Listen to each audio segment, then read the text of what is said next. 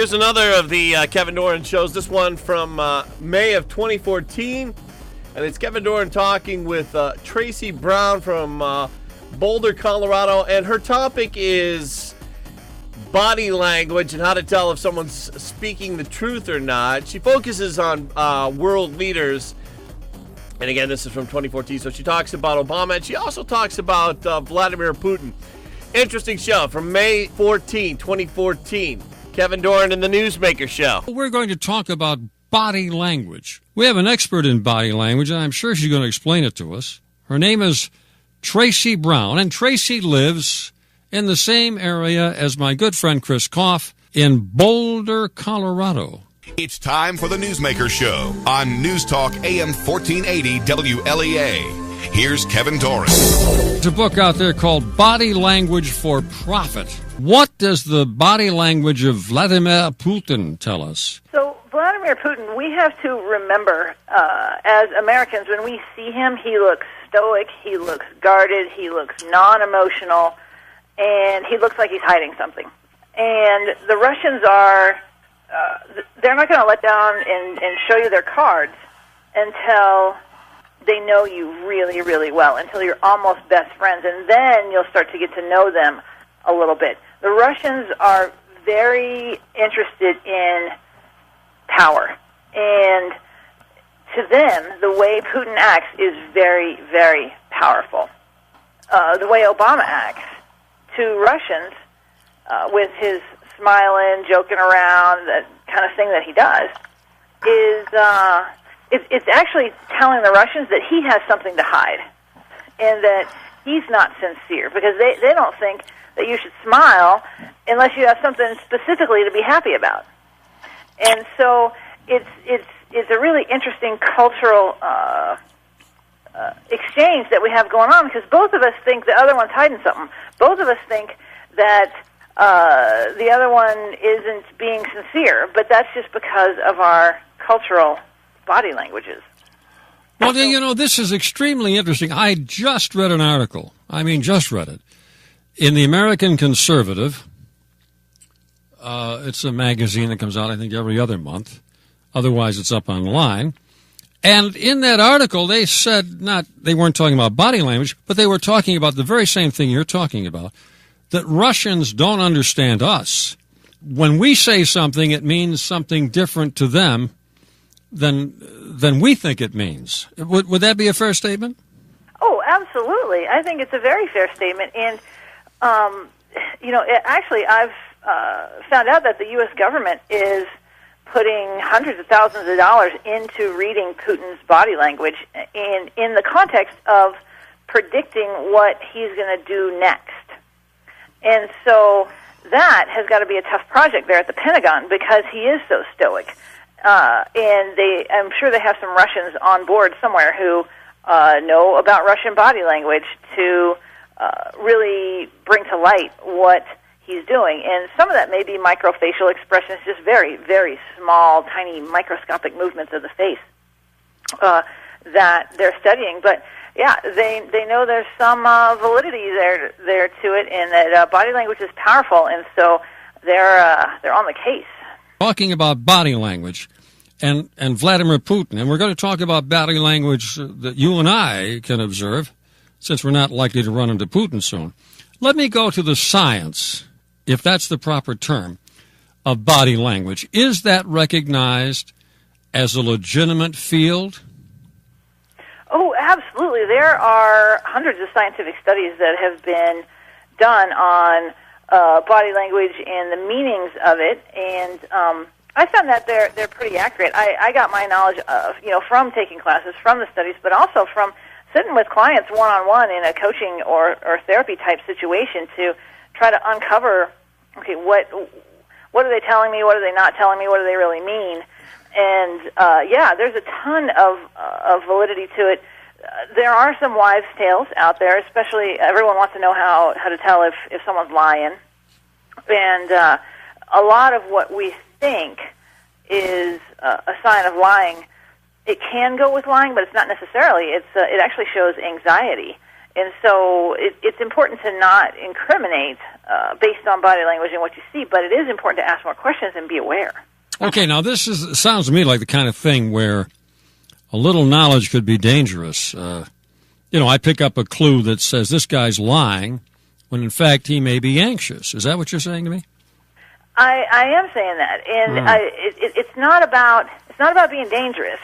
It's about knowing who's across from you and making sure that you don't unjustly accuse or unjustly judge someone. But it's about knowing a little more about them than maybe they know about themselves and using that knowledge to your advantage. Because you can always find out the real answers in any kind of open conversation when you ask the right questions. But you got to be able to ask those questions and interpret that body language so that you know what's going unspoken. Okay, and you're saying that the United States government is spending hundreds of thousands of dollars, I think you said, studying Vladimir Putin, I'm sure others, studying the body language, see what is this guy really up to. Is that right? They are. Mm-hmm. What else besides the fact that Russians and Americans have different body language? And again, I'm repeating this, Traci, because not everyone hears the first part of the show. You said to the Russians, Obama looks like he's lying because of the way they interpret body language. By the way, they may not be far off. And we think Putin is lying, and he may be too, by our interpretation of body language. But the Russians see him as being a powerful guy, right? Absolutely. The Russians are very, very interested in power. That's where their consciousness is. And think about the Russians were a superpower a nuclear superpower in the 1980s. Very, very economically important, and also nuclear-wise, very important. And all their banks have failed just about, and there's been complete revolutions there. And even the people in Russia who have saved their money over the years and put it in the bank have lost their money 2.5 times. And so they're feeling like they've been punched in the stomach. And so what they want to do is make sure that they, as individuals, are seen as powerful, and they want to make sure that their leader is seen as extremely powerful. And he does that through his body language. He does that through his actions. Russians love to poke Americans in the eye, right? They love to poke Obama in the eye with the things that they do, but it's because they don't want to be told what to do. And they have this recent history of the last 20 years of really a lot of turmoil and a lot of problems and really losing a lot of that power. So they're doing everything that they can do to show power. Now, there may or may not be anything behind it, right, as far as like actual teeth to what they're doing. However, they're doing their best to show what they need to. All right, we're going to take a break. We'll be back, and then we'll talk about what the average person out here, what they can learn from body language and how to interpret it. We'll be back in just a moment. Want your vehicle looking just like it did when you drove it out of the dealership? Then stop by RBS Auto Detailing on Canisteo and Pine Streets in Hornell. RBS Auto Detailing. The before and after photos of your vehicle won't come close to showing the great job they'll do for you. Cleaning, washing, and waxing. They can get your vehicle looking nice and new both inside and out. RBS Auto Detailing on the corner of Canisteo and Pine Streets in Hornell. Checking in now with meteorologist Rob Carolyn here on January 1st, 2020. What do you got to say, Rob? I got to say, Brian, Happy New Year to everybody, and I got a milder forecast as we go into the first weekend here in the new year. Looks like temperatures are going to be warming up as cold air retreats up into Canada. Got a storm system starting to put itself together down over Texas. Some of that moisture is going to head towards us and eventually produce some rain here in the southern tier. Likely it's going to be breaking out by late tomorrow night, continuing through Friday and into Saturday. Today, well, we've got a lot of cloudiness over the state. There are some breaks north of Buffalo out towards Rochester, but they're going to stay there. I just think we're mostly cloudy and breezy with a few flurries and snow showers in the air. High temperatures today, 35 to 40. First sunrise of the new year was at 7:39 this morning. First sunset tonight at 4:49. Overnight, looks like high pressure builds in. Skies will become partly cloudy, and we're down to 25 to 30. Tomorrow, partly sunny and milder day. Highs, they'll reach 45 to 50 tomorrow afternoon. Rain moves in late tomorrow night, lows 35 to 40. And you'll need to keep the umbrella around on Friday with rain in the forecast all day long. But it's milder. Highs on Friday, 45 to 50, Ryan. Rob, looking back onto the year, do you have any major observations about 2019? Well, I think one of the most impressive things about 2019 was Hurricane Dorian and its trip through the Bahamas. One of the slowest moving storms on record, went 25 miles in 24 hours and devastated Grand Bahama Island and also Greater Albacoa Island. The damage there was about 2/3 of the Bahamian national what am I trying to say? Their gross national product. It affected their economy. That 2/3 of the damage is going to end up being, more or less 60 or 65% of what they nationally gross on an average year from their industry. Okay, well, thanks so much, Rob. Have a great day. Have a great 2020. You too, Brian. Now back to Kevin Doran show from May 14th, 2014 with Traci Brown from the University of Colorado in Boulder. And let me tell you her website now in case I forget at the end. bodylanguagetrainer.com. And her book is called Body Language for Profit, which I'm going to buy. Now let me see if I can get out of you some of the things we run across a lot when we talk to people. Doesn't have to be a sales situation. We're talking to people, all right? What are some of the signs and what do they mean that we might run across on a regular basis? Everything's situational. And so everybody, we talked about lying and what are some signs of lying. So let's just talk about that because a lot of people really want to know. Some of the wives' tales are that if people scratch their face, or scratch their ear, or scratch their nose, that they're lying. And they may very well be, but that's actually a scientifically studied sign of anxiety. And what happens is when you're lying, you may be in an anxious state. You may not be, but many people are. And your blood pressure rises just a bit because your body can't lie. And your capillaries in your face are very fine, and what they do is swell just a bit with that blood pressure that's gone up. And so you have an itch. And so you noticed all that, Traci? Yeah. Oh yeah. It happens really fast. You bet. Yeah. And it seems very natural. And if you say to someone, "Hey, you just scratched your face," I think you're lying. Well, that's probably not going to go so well for you because they'll say, "Oh, I had an itch." Well, of course you had an itch because your capillaries swelled, because your blood pressure went up, because you're anxious. Yeah. And so you have to be careful with that when it can have some accuracy. Another one is when people cover their mouth. Right before, if you ask them a question and then they pause and they cover their mouth really quick right before they say something, the next thing that comes out of their mouth, I've found with my clients, and typically what I see on when I watch film, is that the next thing out of their mouth can very well be a lie. And they just don't want to say it. It's contrary to their nature. Is that it? Yeah, they're holding back. And I do have videos of some of this on my website, bodylanguagetrainer.com, free videos that anyone can go and see. And the one of my favorite ways to tell if people are lying or not is just to look when their body matches what their words say. Like if they're shaking their head no and say, I really like that shirt you're wearing today. Right? Or shaking their head no and going, that is a beautiful baby. They may be lying.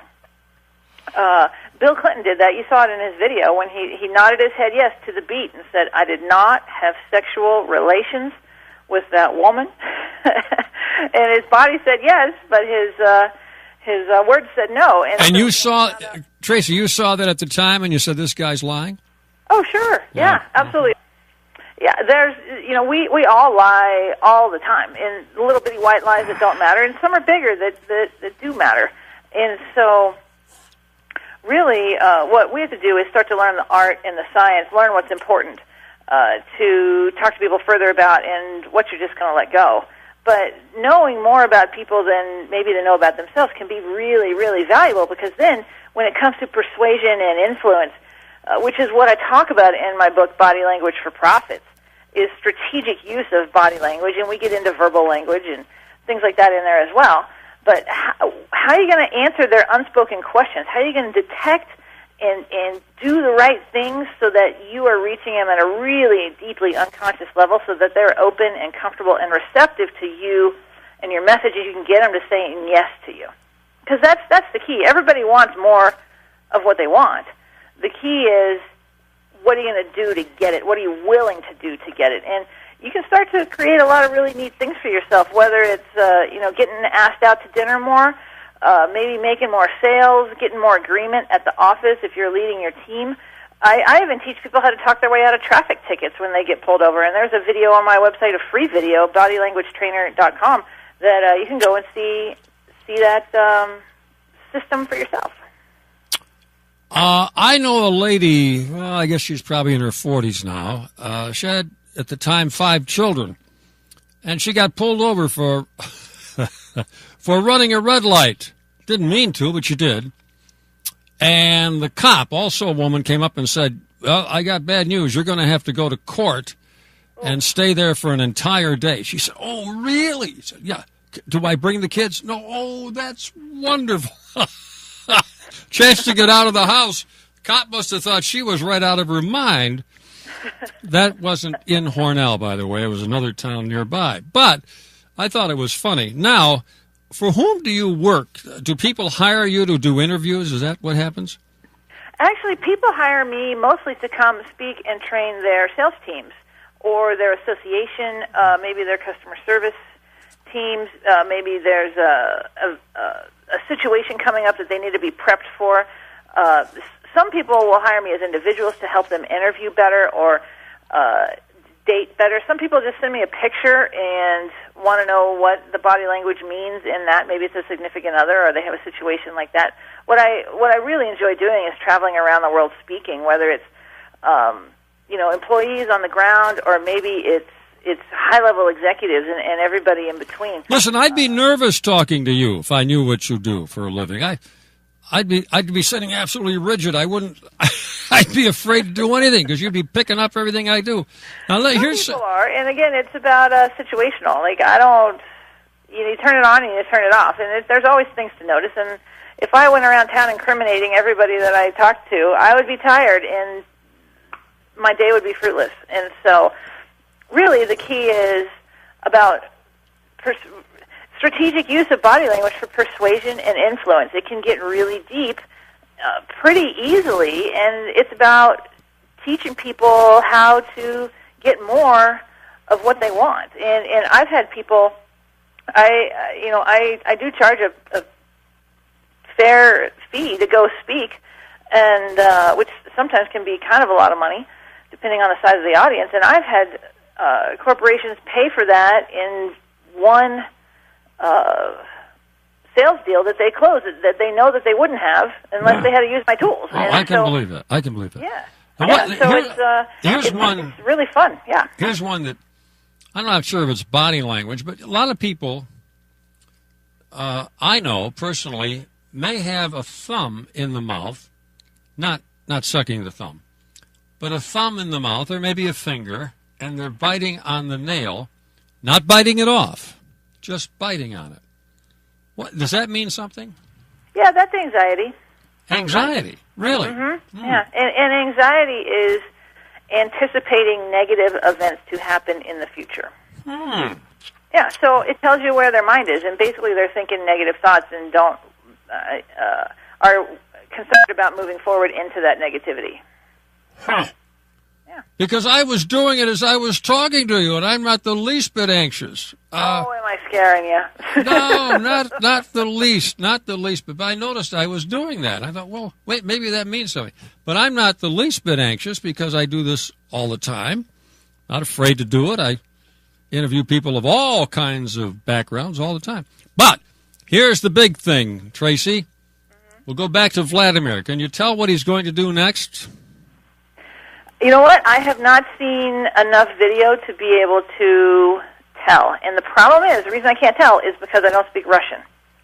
Because body language happens quickly and it matches up with the words, or All right, okay, not. I see. But I know he's interested in power just because of his culture. Yeah. And so we're likely to see a lot more from Russia. Obama. Obama does a lot of things where he'll stutter almost with his words and pause, like if he's not prepared. And so he in my opinion, he does the minimum that he needs to do to seem powerful. Mm-hmm. How about that? To seem what, dear? The minimum that he needs to do to seem powerful. To seem powerful, okay. Yeah. Well, let's tell him again. BodyLanguageTrainer.com. You can go to that right now if you got the internet. If you want to order the book, it's Body Language for Profit. I don't know how you order your books. Amazon, you can go to the other one, BodyLanguageTrainer.com. You'll find the book there. I think this is a very fascinating field, Traci, and I'm going to put you down as a callback sometime. May I do that? Absolutely. I would love to chat with you further. Whenever anyone out there is misbehaving or you don't know what they're doing. Oh, well, I could have asked you about the guy in Los Angeles, but we all know, the guy at the basketball guy. Oh, he's just a cranky old coot. He's not going to change. Yeah. All right, there you go. Thank you, Traci, so much for being with us. It's been a pleasure. Hope you're enjoying these Kevin Doran Newsmaker shows. That one again from May 14th, 2014. And Traci Brown from University of Colorado in Boulder, which was also where Dr. Kristen Koff used to work. It's AM 1480, WLEA Hornell.